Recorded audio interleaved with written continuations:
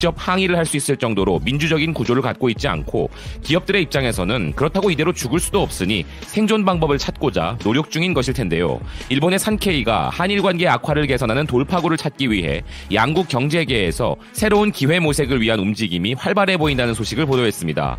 그들이 현재 새로운 돌파구로 제안한 방식은 바로 베트남 등의 제3국에서의 협력을 추진하는 것이라고 하는데요. 즉 일본의 기업들은 정부가 억지 정책으로 협력을 막아서고 있으니 탈일본하여 사업을 이어가고 한다는 것이죠.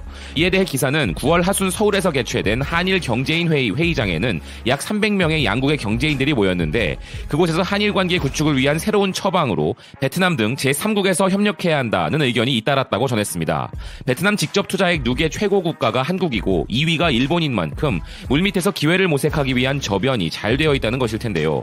이유광 농심사회이사는 구체적인 협력이 유력한 분야로 스마트시티를 꼽으며 한국의 전자정부의 노하우와 일본의 에너지 관리 시스템, 태양광 등의 신재생 에너지 등으로 상호 보완 관계 구축이 가능하다고 이야기했음을 전합니다. 한국의 이런 베트남 진출이 확대된 배경에 대해서는 탈중국이 있다는 설명을 하면서 사드 배치로 인한 보복으로 중국 정부는 사실상 한국 기업들을 내쫓는 수준에 가까운 제재를 가했고 직접 부지 제공을 했던 롯데그룹과 현대자동차 및 삼성전자도 중국에서의 철수가 보도된 바 있었으며 더군다나 미중 무역 마찰이 장기화 양상을 보임에 있어 중국에서 철수 가속화가 일어났고 그 대안으로 떠오른 것이 베트남이며 롯데그룹과 삼성그룹이 베트남의 변화를 추진하면서 베트남을 발판으로 동남아 국가 시장 개척에 나서고 있다고 일본 측에서 바라보는 시각을 전하고 있습니다.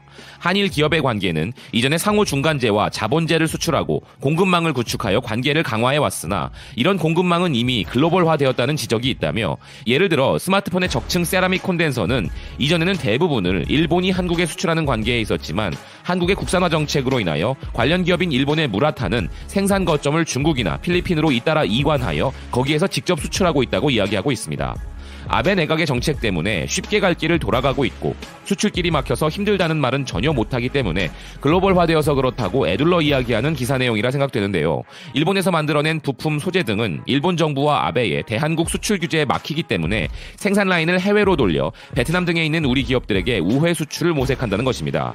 기사는 이어 이런 제3국에서의 한일 협력은 90건 이상의 사례가 있으며 양국은 공통적으로 에너지 자원이 부족하고 양국은 세계 최상위권의 LNG 수입국이므로 일본을 제치고 수위로 부상 중인 중국에 당하지 않기 위해서라도 개발이나 판매 등에서 한국과의 협업은 쌍방의 이점이 있다고 주장하고 있습니다.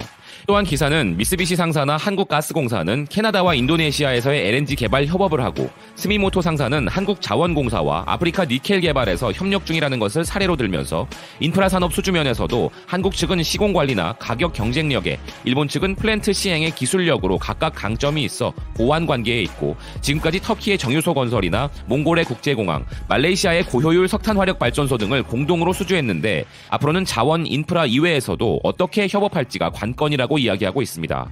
지금 이 기사의 내용은 한일 양국 간의 협력만을 이야기하지만 좀 더 넓게 보면 한국은 다양한 국가와 협력 관계에 있으며 그것은 일본 또한 마찬가지일 것입니다.